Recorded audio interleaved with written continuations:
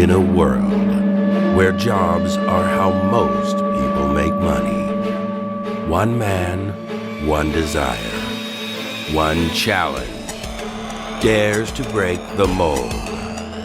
Welcome to the Old Dogs REI Network, where we don't work for money. Money works for us. Coming soon.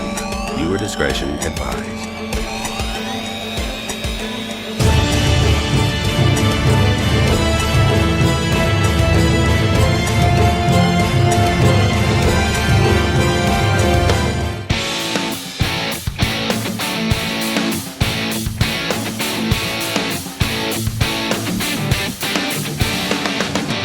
Welcome to the Old Dogs REI Network, where cash flow is king. Real estate investing, the means, so you can enjoy your retirement dreams.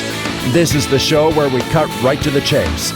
No sales pitch, no long monologues, just simple how-to real estate investing advice, so you can earn the passive income you need to enjoy your retirement today. And now, your host and chief old dog, Bill Manacero. Welcome to the Old Dogs REI Network. I'm your host, Bill Manacero, and this is the show where 50-plussers and anyone else who wants to join us get solid, no sales pitch real estate investing advice to help generate real cash flow. This podcast airs twice weekly on Mondays and Fridays, and if you aren't already a subscriber, go to iTunes or Apple Podcast, type in Old Dog, spelled D-A-W-G, find our podcast and subscribe.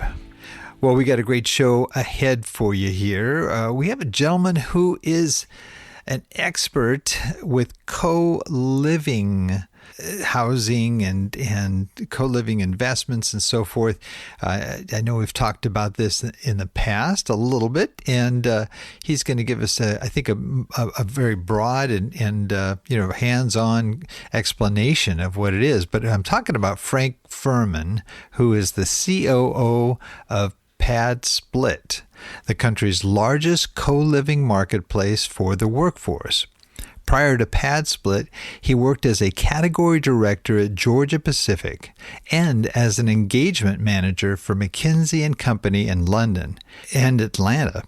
A former infantry officer in the United States Marine Corps, he commanded at the platoon and company levels and served 2 tours in Afghanistan. He has a BS in aeronautical engineering from the United States Naval Academy and an MS in applied physics from Johns Hopkins University. Wow. He and his wife, Kaylin, live in Atlanta and have 3 children, Rudyard, Byron, and Winifred. Sound like literary geniuses there. They've been accused of many things, but literary geniuses, not so much this yet. I love it. Well, Frank, welcome to the Old Dogs REI Network. Bill, thanks so much for having me. I really appreciate it. Oh, it's great having you on. What a background. Very impressive. I'm blown away. I thank you for your service to our country.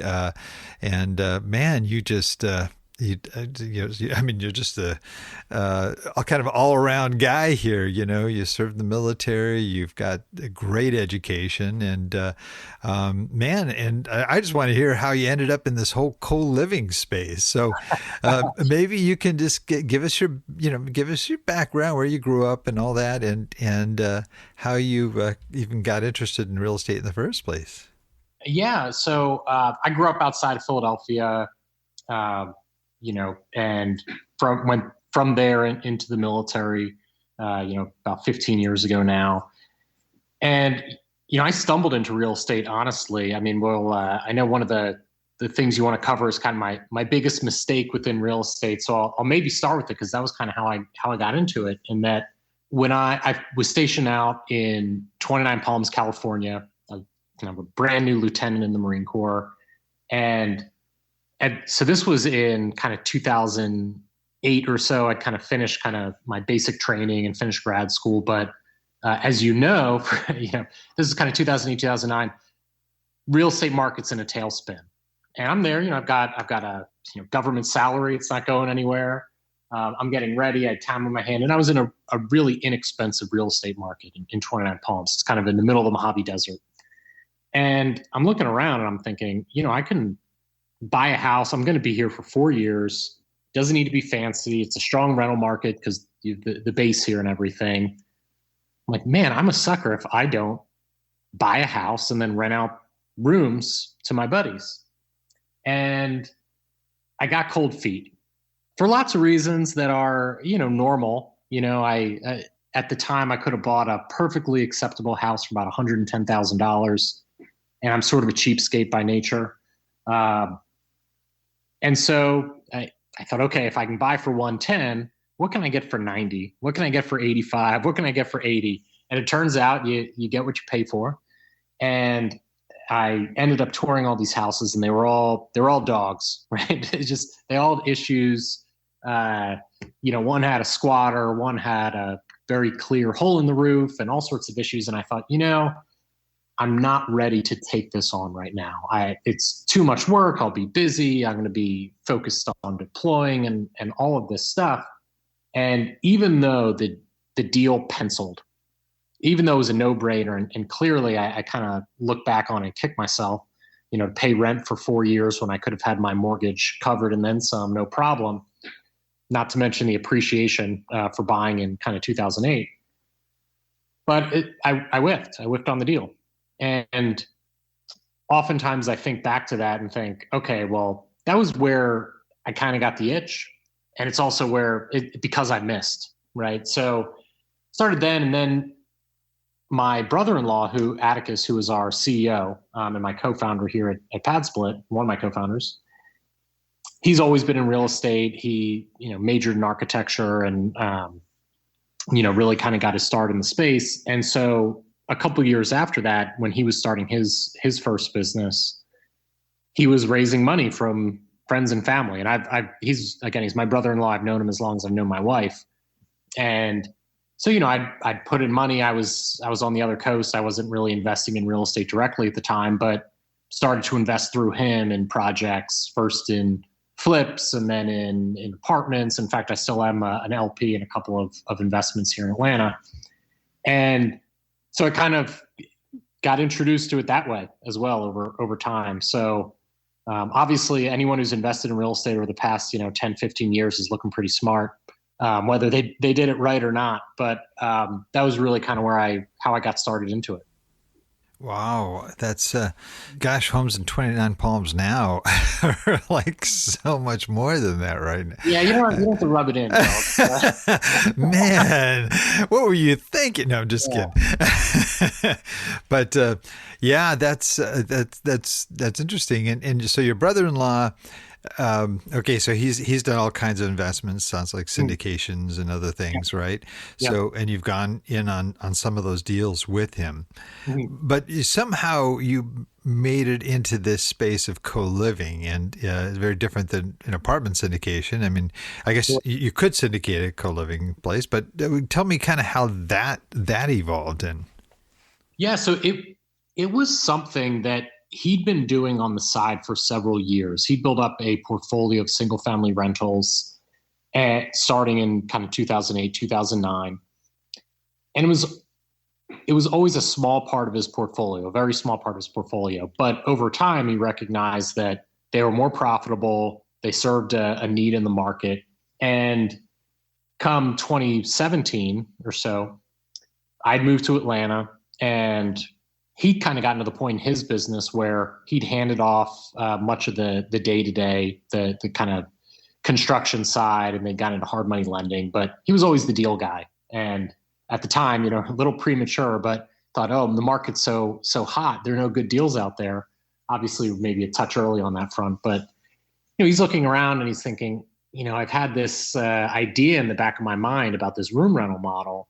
And for me at the time, I had left management consulting, taken a job at Georgia Pacific, which was a company I loved, but frankly, I wasn't working as many hours as I had been, and I had a lot more capacity. So I was kind of looking for a side hustle myself. And so we sort of started talking about it and started thinking about it, and sort of started as a side hustle and snowballed from there. So we had this initial decision point, which was, hey, door one is we start a traditional real estate company, right? We buy, renovate, manage these homes, and then rent them out by the room. And door two was, let's build this platform that can do it everywhere, right? And we want to be the Airbnb of co-living. And unfortunately, when we started, we didn't have enough money for a fund and we didn't have a technology platform.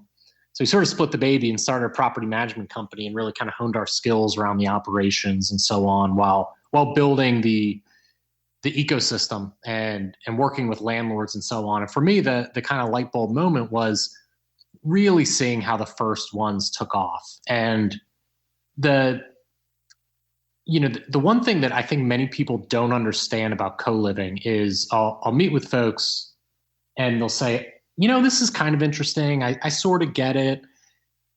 Maybe I'll talk to my kids. They'll, the millennials or Gen Zers, they'll understand it. They share stuff. This is fine.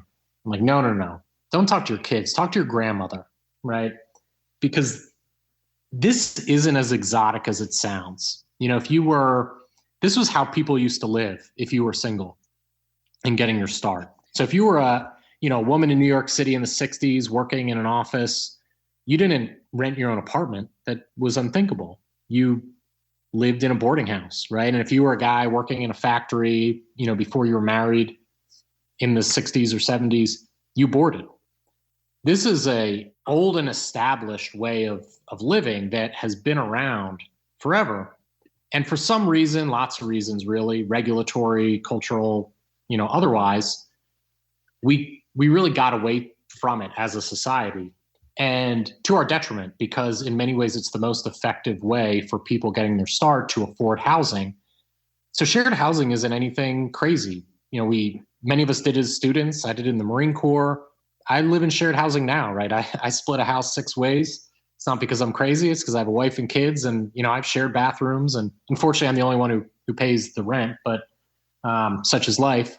But it isn't that different. It's really a matter of democratizing it. And the reason we focus on the part of the market we do is that the things that I did to save money on housing when I was, say, in the Marine Corps or in college or whatever, are really difficult for people who are kind of lower down on the income ladder, right? People who maybe don't have college degrees, don't have the family networks, maybe they're new to town, they've moved for work, lower kind of social network kind of things. It was relatively easy for me in graduate school to say, hey, I'm in graduate school, I'm an officer in the Marine Corps, here's how I present, I have a salary.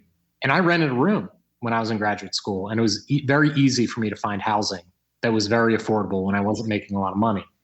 It would have been very difficult for me if I'd said, hey, I'm a security guard and I don't have a college degree and I don't present the same way.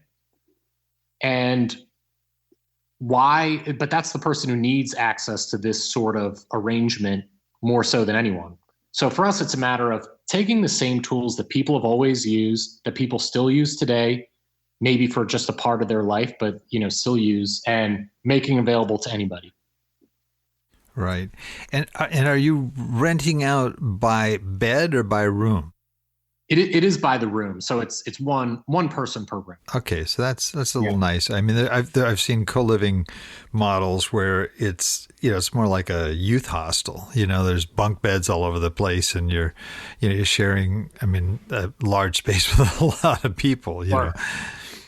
No, absolutely. Yeah, it's one person per room. Okay, and with this.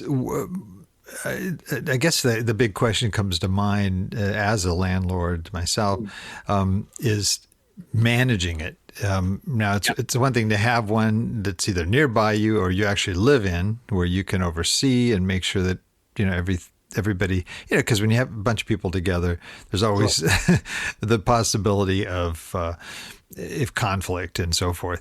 So how do you address that, especially when you're talking about a nationwide model like this, when you need that, that sort of careful oversight of each individual property? It's a great question. And there's no silver bullet. The way that we think about it is we layer in processes, tools, customer support, partnerships to make that possible.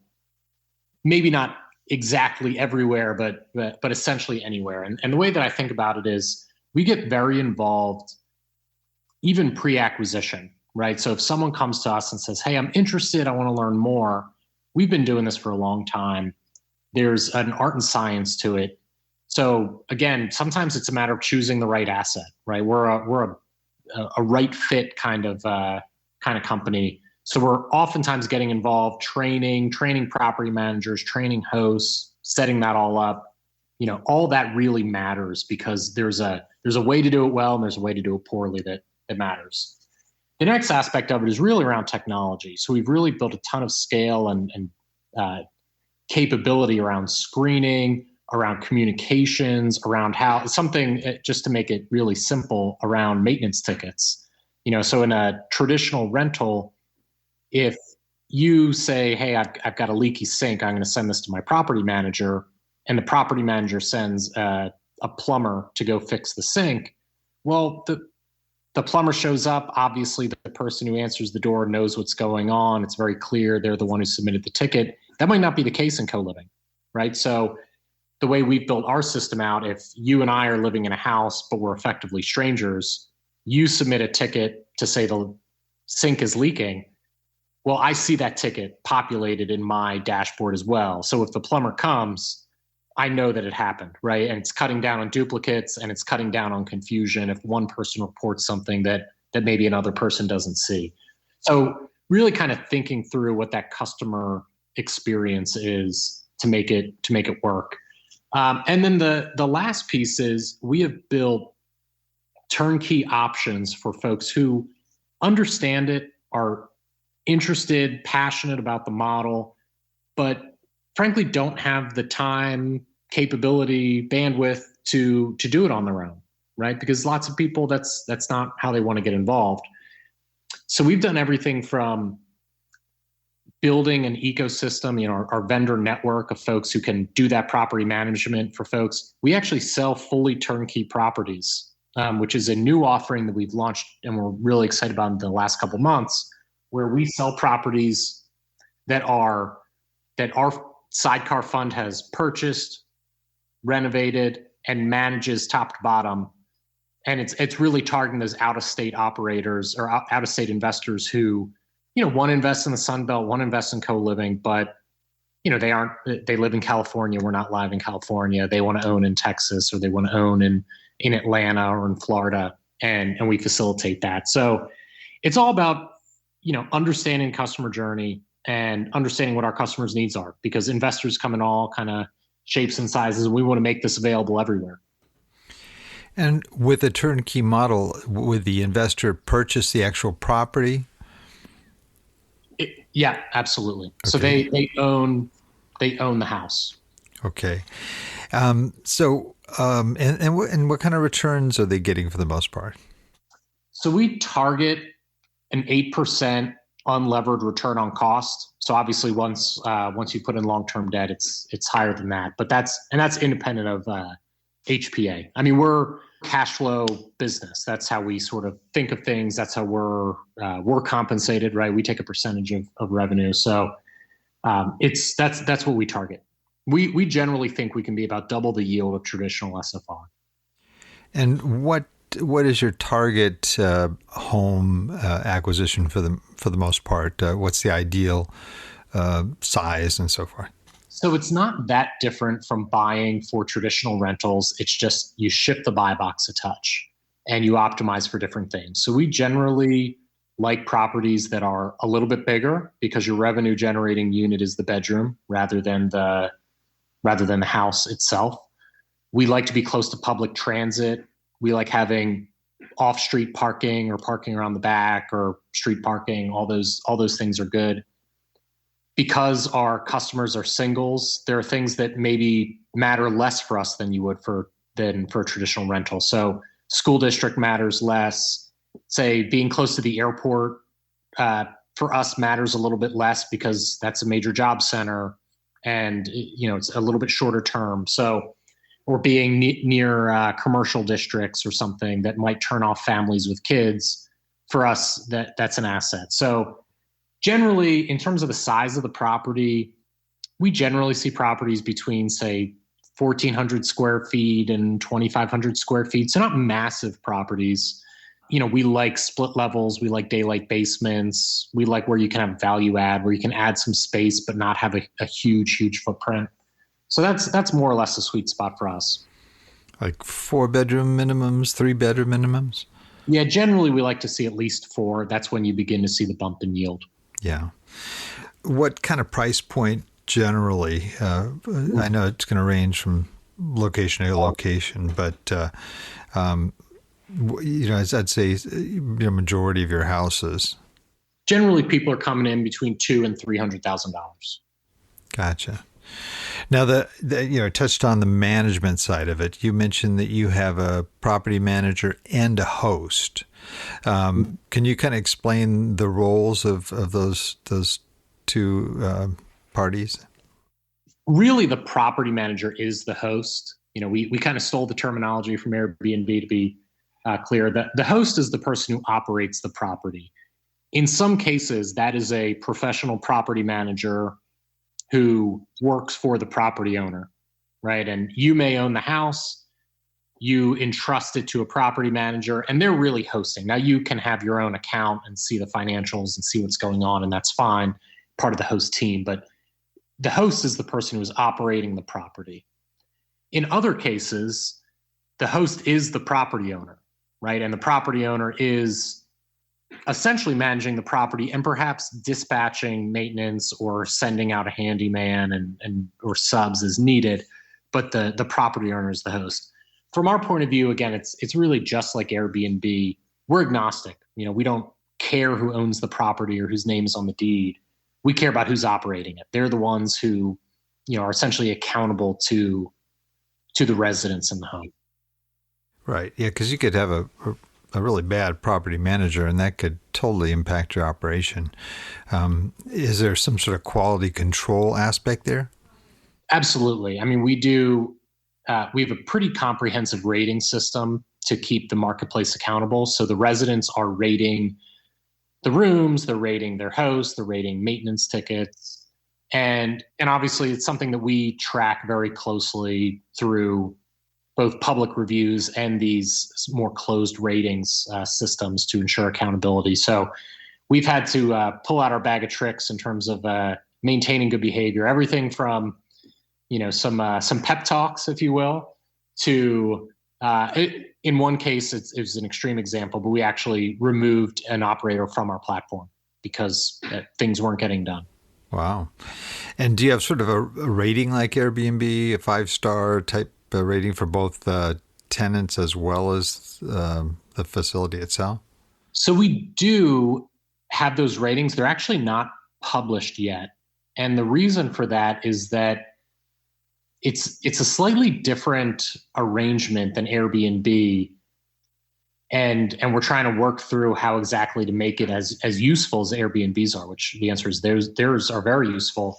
The difference being it's not a one-shot game. So if you're an Airbnb host, you may have 50 guests come through, you'll get 50 ratings. Maybe one person's really unfair and they're mad at you. Okay, that's fine, but the other 49 are okay with it. But you have one interaction for one occupancy, time for rating, and then it's done. There's no collections component to their business model. It's all sort of prepay. Whereas for us, folks move in, they're long-term tenants effectively.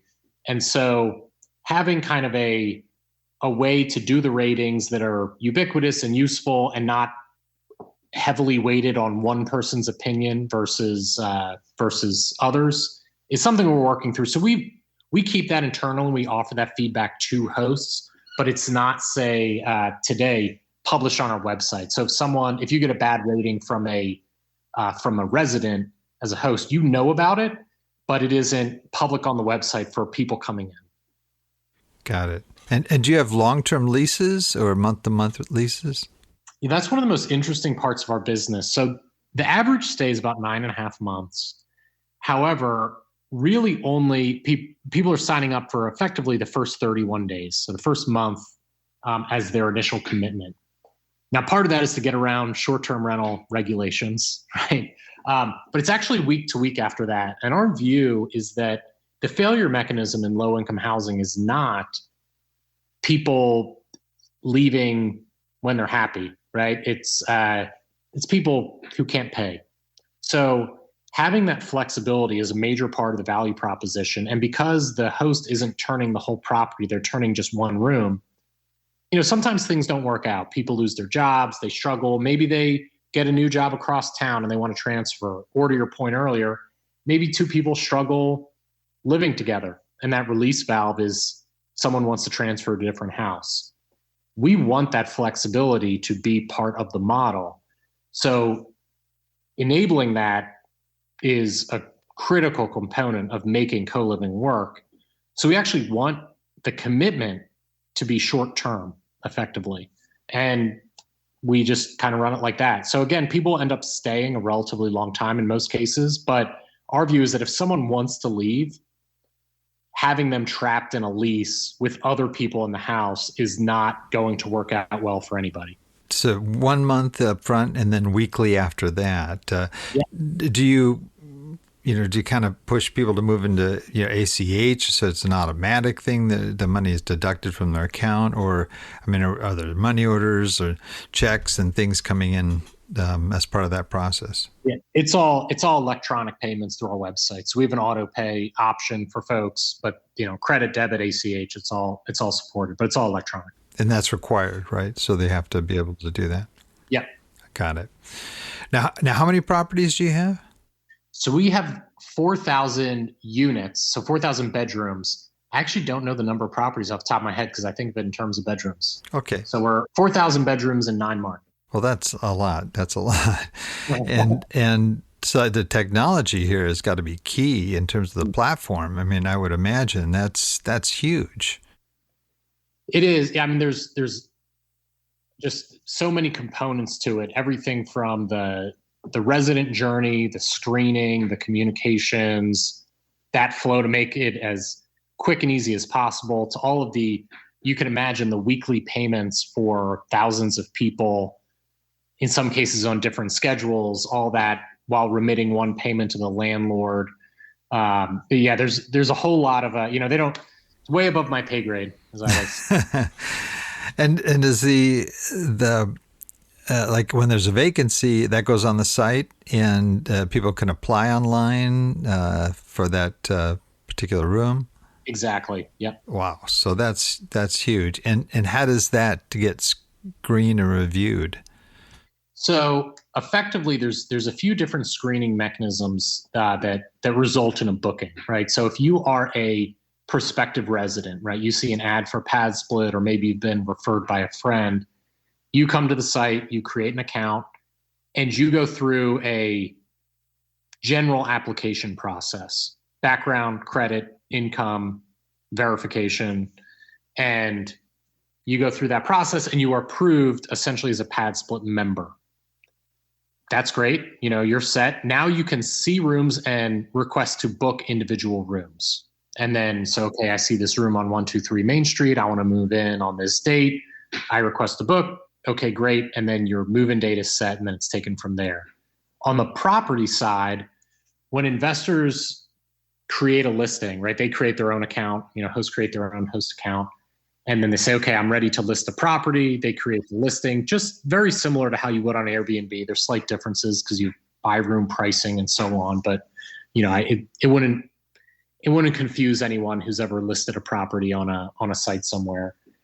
And it goes to our in-house implementation team to verify really just a few safety components. Is there egress in the rooms? Are there smoke detectors? And then we activate it on our platform. That's all sort of same day administered. And then it really kind of goes from there. Now we offer training for hosts and all that. So there's a lot that goes into it. I don't want to minimize how much work goes into creating a great investment property, because it is a lot. But it's listing a property just like you would on Airbnb with just kind of one more verification step to make sure that it's up to par. And do you have properties that you and your brother-in-law own on this platform as well as investors? We do. Yep. So it's I well, fortunately or unfortunately, a very small percentage at this point, but I do own interest in properties in Tampa and Indianapolis, and then he owns several in Atlanta. Gotcha. Well, you kind of addressed the biggest mistake, unless there's another mistake that you might want to list here. But I would like to know. I don't have enough time for all those mistakes. But if you want, I'll just go ahead and count the one that you mentioned. If you, so on the other side of that, then I actually, before I do that, I did want to ask, how did you now? You just started with just a few properties, I assume, right? And and then once the platform became public, then I imagine just overnight it just grew, I would think. Is that sort of how that evolved? Well, it wasn't quite overnight, to be honest. It was I wish it'd been that easy. It's been a process. There's no doubt about that. I mean, there are times where I probably naively thought it would be more overnight, because it is simple. However, we're really asking a lot of investors to say, here's this concept that, again, isn't new and we didn't invent, but is new to an investor. And, they are long-term tenants. So unlike, say, doing a short-term rental where you can try it, you don't like it, you can kind of unwind it very quickly. You let someone into a property, they're there, right? And they intend to stay. And there's just a lot of hesitancy around, how do I set up the property? How do I think through this? What do I do? And we've built a lot of resources for that, but it's been relatively high touch to onboard folks.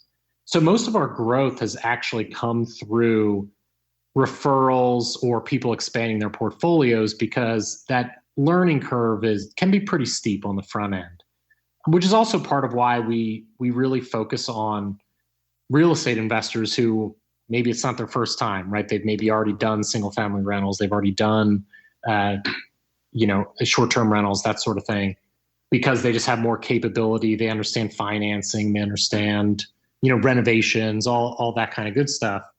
And it just end up usually turning around a more professional product. And for investors who maybe are new to investing or less experienced or frankly don't get involved, that's why we've built products like our turnkey offering, so that they can still enjoy the upside and the advantages of it, but without essentially managing it themselves.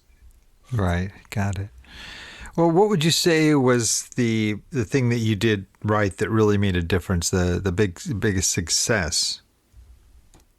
Yeah, I think for me, the biggest success was understanding early on that our growth was tied to investor outcomes. And what I mean by that is that,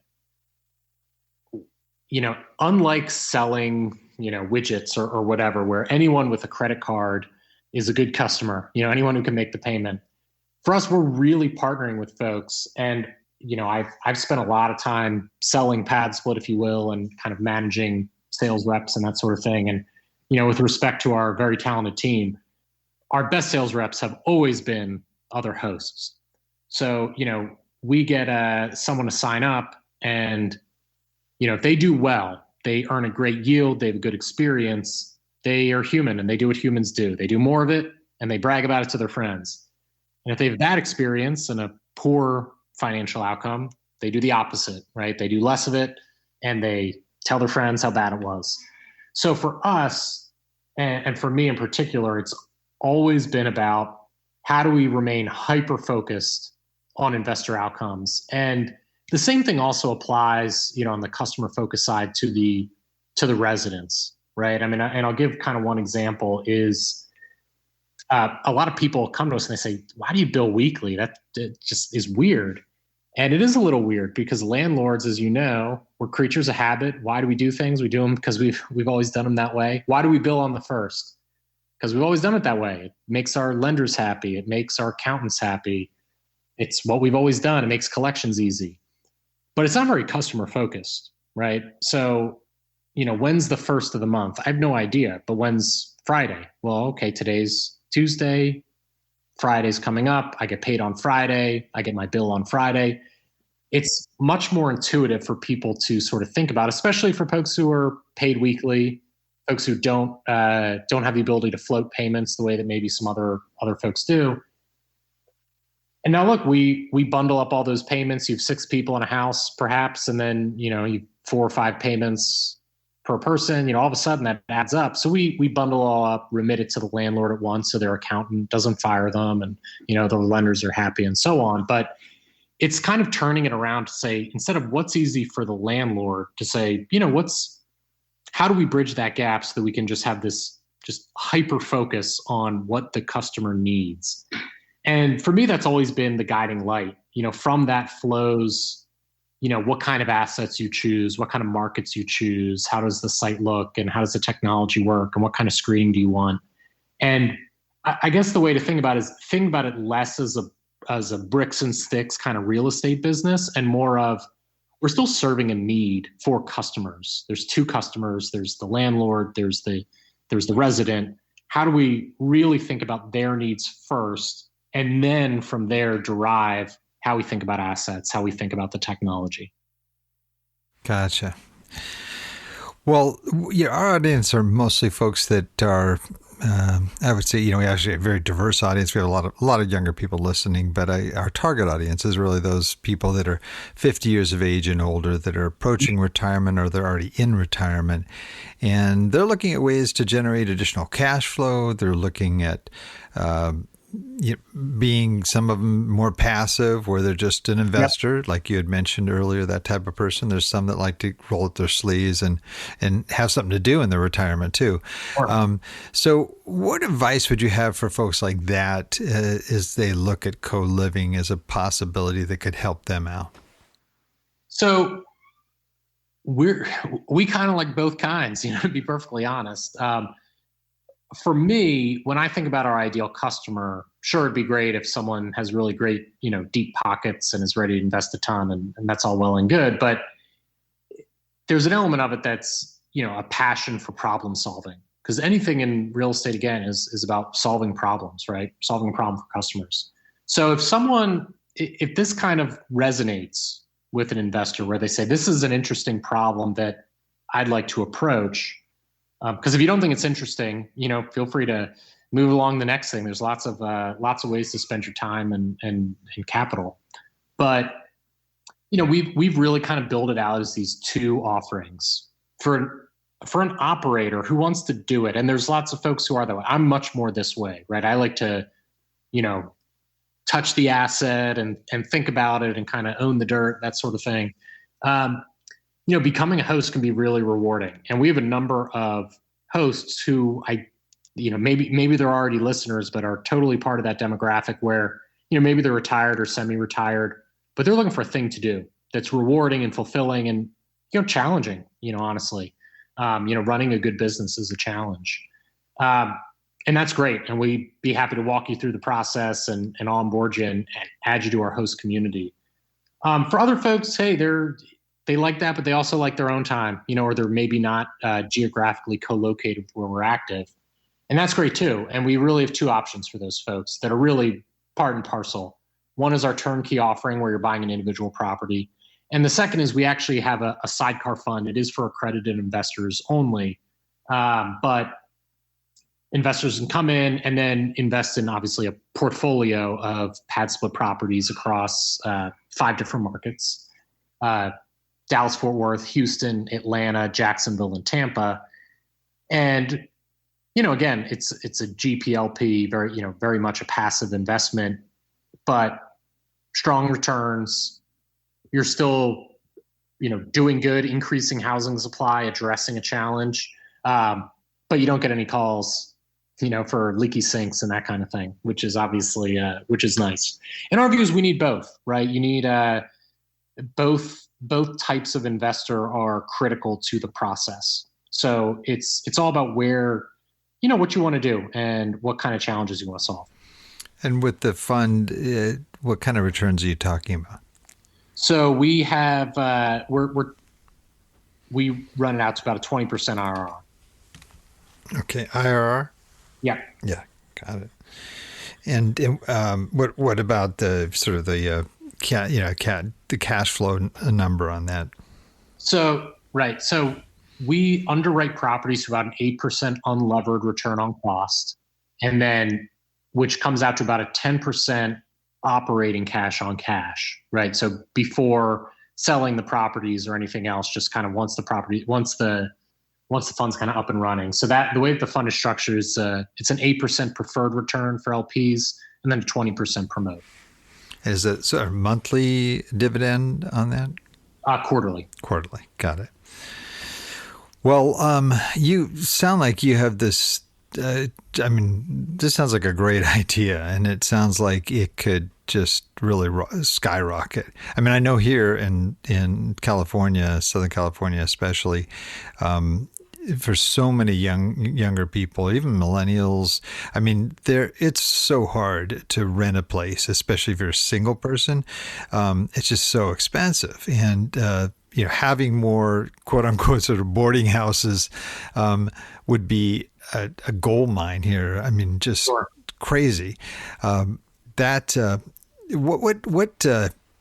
your plans? What are you looking forward to? What excites you about the future of your business? So for me, what I'm really excited about is seeing how it adapts in different markets. I mean, we're headquartered in Atlanta. It's still our biggest market. And, we started as operators and candidly probably started by trying to control too much. Our thesis was, we know we're doing, this is what we know works, whether it's these neighborhoods, these kinds of assets, and so on and so forth. And over time, we've had to, with humility, honestly, take a step back and say, our host community wants to innovate too, and wants to do things that are different than what we thought, whether it's adding ancillary services like renting fridges or parking spots or whatever, to how they think about, say, themed housing, veteran housing, women's only housing, those sorts of things, and using our platform in ways that we hadn't really intended, even to the point of doing some of their own marketing. I mean, we never even really thought of it, because we thought, hey, we're marketing these units. That's part of our value proposition. And one of the strong asks we got from hosts was, hey, how do you make it easier for me to post this on social media, to really drive traffic to my room specifically, so that I can do better, and what can I do that's even more exciting, and to see how that really kind of evolves and grows. And the real estate industry is just in such an interesting place right now, because it's been very resistant to innovation. We build houses much the same way we have for the past 100 years. The way you'd frame up a house 100 years ago is very similar to how you frame it up today. The way that you buy a house, the whole kind of, broker agent paradigm, real estate commissions is, personal opinion, just incredibly outdated, ripe for disruption in many ways. So there's just a whole lot about the market. Other parts of it, honestly, the mortgage industry, I actually think is incredibly efficient. The fact that you can, my mortgage at, 2% and change is it's almost comical how low you can borrow money these days. So that is, I think, a pretty efficient side of it. But there's a lot in the industry, and it's such a huge share of our wallet. It's such a big part of people's savings and what they put their time into, that there's just so much opportunity, and I'm really interested to see where it goes. Yeah, me too. I mean, I think I like going outside the box when it comes to things like that. That really, we are used to them and they're comfortable and so forth. But I definitely see where there could be place for improvement too. Well, we've reached the point where we call our Wrap It Up segment. And in this, I ask you a series of quick questions about references and resources that you have that have been valuable to you. And, it's kind of a quick kind of lightning round type of thing. So if you're ready, we'll go ahead and wrap it up. I don't know if I'm ready, but I'm willing. So Okay. Well, that's good enough. That's halfway there. So, all right. Favorite real estate book? So my favorite real estate book is only kind of a real estate book, but I love The Power Broker by Robert Caro. It's really about the development of New York, and I'd say it's maybe more of an urban planning book, but it's really fascinating with just an incredible level of detail and depth into, New York City being kind of the biggest urban planning project in the country. So that's one that I found, I just always kind of think back to it at different times. It's also sort of an indictment of American urban planning for what it's worth, but yeah, that I love. That's great. That's the first time I've heard that book for that category. It's great. How about just favorite general business book? I'll be honest. I never read business books. I read all the time. Every birthday, I set a goal for my goals for the following year. There's always a read 20 books goal, and I always get there. But I never read business books. Maybe I'm the worst businessman, but I read for pleasure, or I read things that I think are interesting. I love reading history, and I read novels, but I can't think if I've ever read a business book. So, well, hopefully I learn stuff, and I certainly get ideas from. Maybe I'll cheat a little bit. I read a book earlier this year called Junkyard Planet, which is about the waste industry and like recycling industry, and how when you throw Christmas lights in the trash, how it ends up in China, and they strip off the plastic to make sandals and the copper to go in other things. Not really a business book, but it's about an industry, and for some reason I've always I like the least sexy industries, so for me, trash is kind of fascinating. That's interesting. Wow. How about a website you use on a pretty regular basis for your business? So honestly, the one that I probably use the most is Zillow. I spent a lot of time, or maybe Google Maps, honestly. I'll give a shout out to Google Maps. I mean, the level of desktop research that you can do as a layperson today in real estate is so just astoundingly good. And it's happened so quickly that I think we take for granted how much it's changed. But, I'll talk to someone in New York about a property in Texas, and, in 5 minutes, I'll know enough to, make a 90% decision on a property. And just being able to do street view or see how close it is to transit and, look at the neighborhood over time is just really, really kind of useful, and obviously free and accessible to everybody, which is just amazing. That's great. And that's mainly for acquisitions for the most part? Yep. Yeah. Yep. Do you have a favorite app, something on your phone that you use on a regular basis? I love podcasts. I probably spend more time in my podcasts, or I do audiobooks as well. So Hoopla, I really love. You can borrow library books for free, because I am inveterate cheapskate.